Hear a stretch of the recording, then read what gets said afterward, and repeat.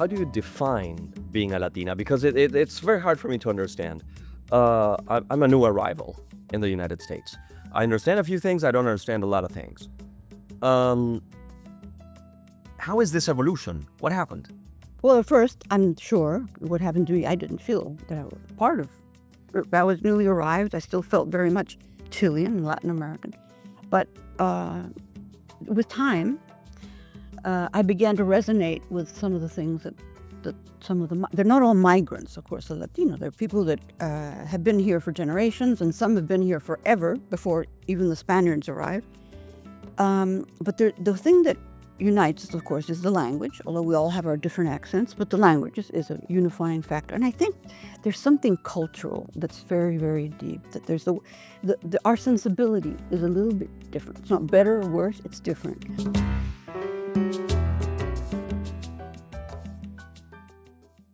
Welcome to another edition of Talk Latin America. I am Diego Laje, anchor and CGTN host, and I am Michele Marinho. I am the Latin America editor here in Washington, D.C. And this time we're going to talk to Cecilia Domeyko. She is a Chilean writer and journalist, an award-winning filmmaker. She just wrote a novel, Sacrifice on the Border, which draws from a decade of reporting, actually, along the U.S.-Mexico border. And she tells the story of a mother's fight against human trafficking and resilience. It's a story of love. She's a former correspondent. She covered global events. She also created a number of documentaries. And she has spotlighted numerous characters in her career. Cecilia Domeyko, it is great having you. Thank you for joining us. Oh, I'm very happy to be here. Thank you for inviting me to the show. Cecilia, what is Sacrifice on the Border? Sacrificio en la Frontera, the name in Spanish. It's a bilingual novel. What is it about? It's a story of a woman who crosses the border into the United States. She crosses the river, and in the crossing, her little boy, who's 2 years old, is stolen. He is stolen by members of the cartel, who have a very grisly future in store for him. They originally they steal him to sell him for adoption, but then it becomes more lucrative to think about him as a product for organ transplanting. So they're really, as the novel progresses, they're really, the future they have for him is organ. How much is based on fact? Well, How much is not novel in your novel? Okay, well, the characters and the plot is complete fiction. But it's all based on 10 years of research along the U.S. and Mexico border. And then did you speak to anybody that struck you? Who? Many. Which is the story that struck you most? Well, there's one story that inspired me the most, let's say. A woman who crossed, she didn't have a child, but she told me the story from beginning to end of the crossing and some of the challenges she faced. You know, she was taken by someone and made a sort of sex slave, and this is the real person. And that was, but I had been thinking about the novel for many years before then. So she struck a chord, but I had a lot of things that I had done to inspire me for this. I would think that the first time I came to U.S., I was already inspired because I met right away a lot of people who had crossed. And that was very, very strong. I'm sorry, Michele, but your arrival to the U.S. is fraught, is complicated, right? Whose arrival? Mine? Your arrival. No, I have no problem. My former husband came on a medical scholarship. Everything was fine. But right away I met... But you left during the dictatorship. Yeah, but I didn't leave because of politics. Okay. Yeah. We were on a medical scholarship. And how did you meet these people? I just met them, going different places. I began to work almost right away as a freelancer for different magazines and that kind of thing. And so I would just meet them. And more and more, there was another story that inspired me a lot, which is a woman who had crossed in the trunk of a car. That for me was like, it might have been harrowing, and but all of the research that I did for the novels, I didn't know it was research. I was hired by the Catholic Church of the United States do a 10-year campaign to reach the Latino community with a message of love and hope. And it involved writing fictional scripts and producing little television and radio spots. In those 10 years, of course, I talked with hundreds of people. Just, you know, I say hundreds, I didn't count them, but they felt like 100 people. And the stories they told really made a huge difference to me, because what happened is I began to admire them, because I realized that they had crossed with a mission. Well, some people didn't. Obviously, the cartel people don't cross, or maybe their mission is different. But they all had crossed because they wanted to better their lives, and especially the lives of their children. So that had a great impact on me, hearing that. And so I began to admire their resilience and their spirit. And usually, I don't know about you, Diego, but usually when I talk to people, some people, they really change the way I think and the way I live my life. So I think that it might have happened to you, Yeah. all these things, Well, especially these kind of stories, right? I began So what changed in your life? I began to feel a Latina in the United States, because I had never thought of myself that way. I was from Chile, and I thought of myself as Latin American. But over time, as I spoke with all these people, I said, no, I'm a Latina. I'm a what's the U.S. difference? Latina. I don't know. Because It's an amalgam of cultures, because it's not one culture. I wasn't Chilean. I wasn't Argentine. I wasn't Brazilian. I was from a Latin American country, but in the United States. It's And an I began to identity, yeah, I right? began to get that identity that I It didn't have happened before. to me also, huh? I think so. Yes. Yeah. Now that you are talking about it, I think that not when I arrived, but after, I don't know, maybe 4 years living here, I began, well, of course, I'm Brazilian, but I feel more Latina, Yeah. right? Yeah, So I understand It takes you. a while, because at first you think, Yeah. oh, these are people, how interesting, and their experience, and then suddenly there comes a day when you go, wait a minute, I'm one of them. I'm definitely the same. Of course, my arrival was less harrowing, but I'm still I'm an immigrant, if not a migrant. And you have been around for A long time, long over 40 years. over 40 years, so yeah. and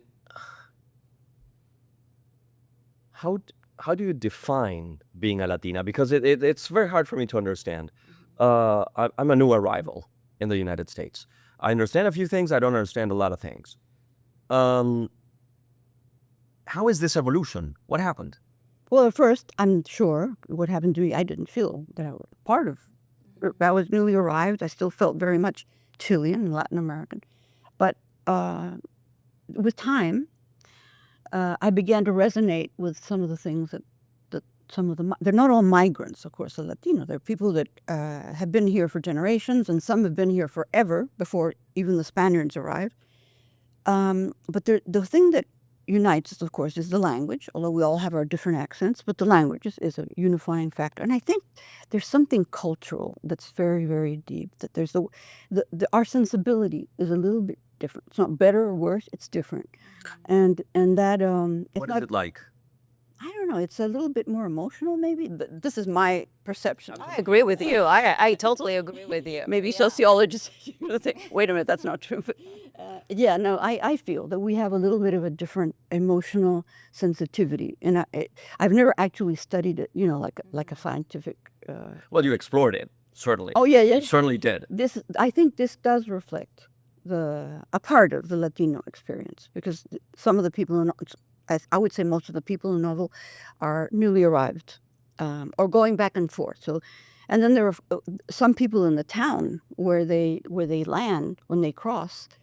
Those people they've been there for generations, so they're a little bit different, but they still feel in a similar way to the people that are crossing, and they help people that are crossing often. They help them when they arrive, and then they help them move further north. So that, at least in the novel, that's what happens. I don't know if that's changed since I did all my research, because of course things change very quickly. Did you go to the border? Oh yeah, I spent.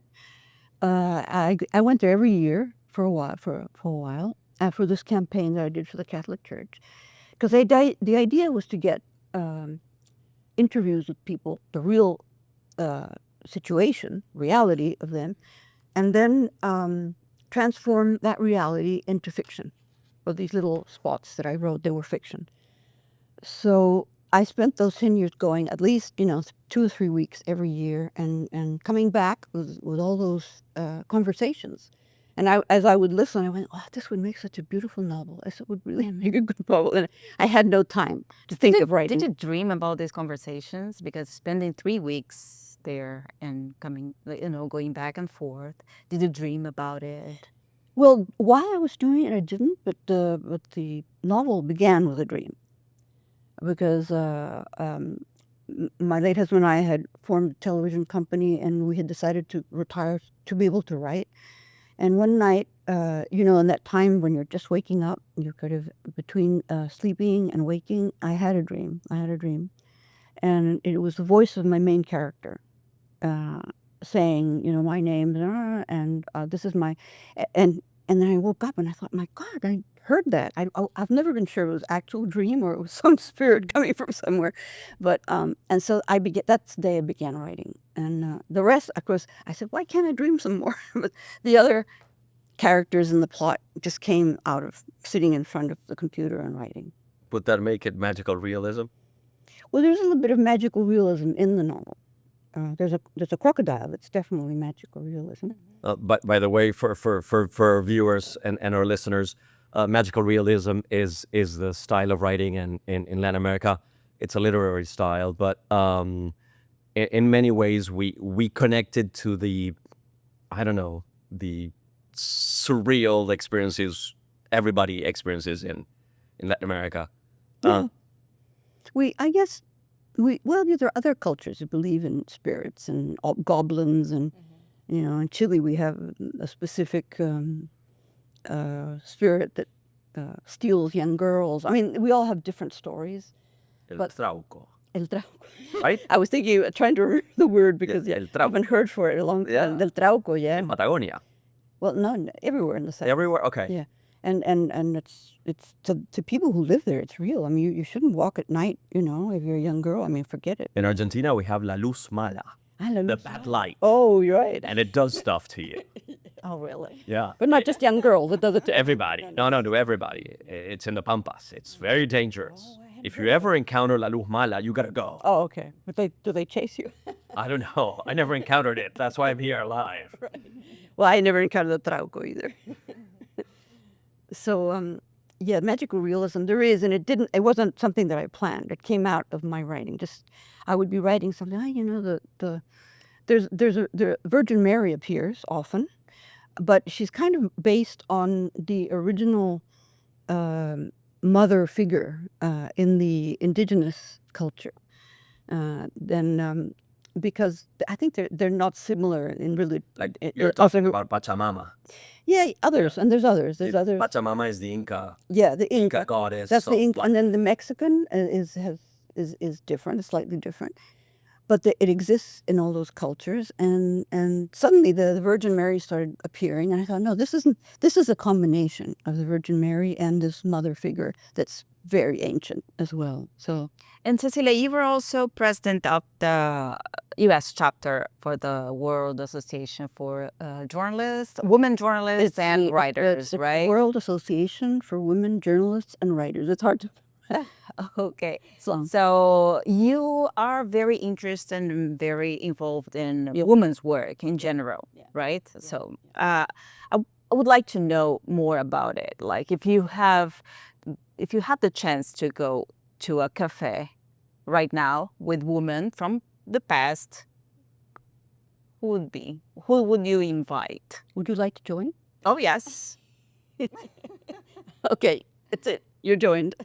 No, it's actually a very old organization. It began in 1969 in Mexico by a group of Mexican women journalists, and it began small and it's been growing. Obviously, as many that kind of organization grows, and right now there's about members from about 100 countries. And in the most recent conference, which was in Punta Arenas, Chile, which is the extreme south of the country, there were about 100 countries represented, and women from all over. There's a preponderance of journalists, because journalists, I think, are more active and want to be, more in the limelight. We're more fun. Yeah, but there are writers. There's more and more writers as time goes by, and it's an organization to support women journalists and writers. And if there's a conflict, to declare our support for whatever women are involved in whatever conflict it is. So, and there's a new conference. It's every 2 years. And every 2 years, a new president is elected. And then the next conference is going to be in November of 26 in Santo Domingo, the Dominican Republic. I'm going to take your question and ask it again. 'Cause I really want to know. If we could now bring anybody from the past, alive or otherwise, for a cup of coffee with you, who would you have it with? Female journalist or writer? My God, there's so many. It's hard to choose. I can't think of one over the other. Well, I'm a good friend of Isabel Allende, so I feel very comfortable inviting her because she'd probably come. I worked with Isabel very, very early in our careers. We both worked for a magazine in Chile, in Santiago, called Paula, and Still exists today. exists, but it's very different. But it still exists, I think. Last time I heard. Last time I was in Chile, I saw it. How long were you ago? A couple of years ago. Yeah, But because not much. magazines like everywhere, the paper copies are disappearing, and it's all becoming digital. It just isn't the same. But please tell us about your relationship with Isabel Allende. Oh yeah, that's something that I would like to know. Sorry, We both worked there. At the time, we were both. is there any character in Isabel Allende that is based on you? Yeah, but I'm not going to say which it is. Oh really? Yes. on, give us that one. No. No. But yeah, one of her novels. She's never told me it's based on me. Of course, I'm just imagining it. But when you read it, you But I thought that sounds like so familiar. Because one of her novels, I can't remember which it is because I've read all of them, but one of them there's journalists. So I thought that story just rings a bell somehow. But yeah, and so she at the time she wasn't a permanent writer on the magazine, but she was a freelance, and she would do a column that was called, I think it had to do with men, and it was something called like trogloditas, which in Spanish, The description. it means like caveman. Caveman, yeah. But yeah, so and one time she invited my brother as a guest. She would invite these guys who were single as guests, and then she would write about it. And my brother was like a permanent bachelor, so they had a great time apparently. So yeah, and she did other things too. Other How long columns. ago? It was maybe that would have been 79. Okay. Yeah, something around that. No, the years start to meld into each other, but yeah. No, it was earlier because after that when she went to Venezuela. Her husband had been assigned there by oil company, and she went to join him. She'd stayed behind. She went to join them.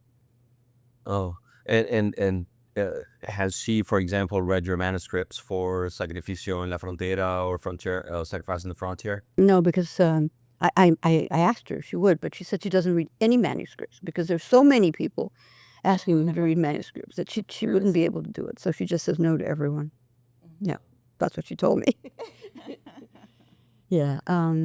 So we were it was a very interesting time for us on the magazine. Very interesting. Do you remember anything specific, fun or otherwise, that we may not know about Isabel Allende and yourself? Not between the two of us, but well, the thing that I told you about, that she invited my brother to. They were picnics, and she would invite these guys and then write about them. And write about it. Yeah, they were bachelors, and she was very funny. She has a wonderful sense of humor, so they were always very funny. But I knew my brother very well, so she kind of hit her on the nail on the head. So bad that we didn't have podcasts at that time, right? Because it would be a good podcast. Like Caveman. Carlo, Yeah. as a podcast, Yeah. would have definitely topped Carrie Bradshaw's Sex and the City, Yes. or actually Candace with Bushnell's Fight the She Real. might do write something. Who knows? You give her the idea, and she'll do it. That does it, I think. Yes. Well, thank you. Thank It's you. been so fun talking to you guys and fellow journalists, and I look forward to seeing it when it's done. I had a great time with you, Cecilia. Thank you so much, Cecilia. Thank you. And with this, we end the conversation with Cecilia Domeyko, a writer, journalist, and new friend now. Hopefully, or probably I'm a caveman and I'm unsuitable for a friendship, but we'll see. Anyway, we'll see you next time in our next episode of Talk Latin America to meet characters just like Cecilia. We have a lot more in store for you. Stay with us.